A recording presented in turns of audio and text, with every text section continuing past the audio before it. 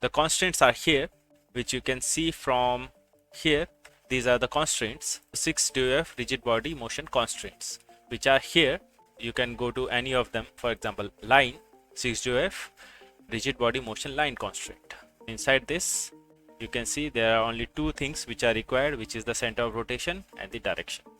We'll copy these two here and now save this and run the simulation again. Let me clean everything and run PimpleFOAM.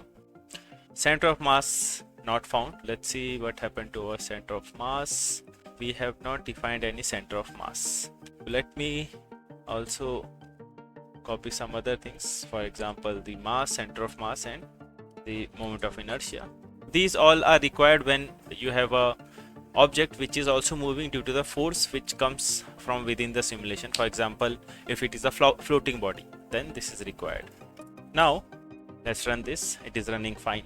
Let's wait for 1 or 2 time steps and then we'll stop. It has automatically stopped because probably the mesh has distorted a lot. So let's look at the results. There was some problem with the forces as well. So clearly you have to ensure that these are correctly configured. Let's try one thing. Let's try this, which is a bigger inner and outer, which we have tried before. Again, let's run.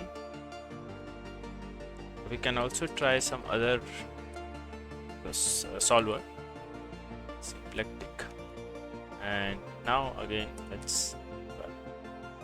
So Symplectic is better solver than Newmark. It is second order and it conserves the volume as well as energy. Clearly it ran for 3 seconds. Let's see if it is running for more. Yeah, so this is running fine.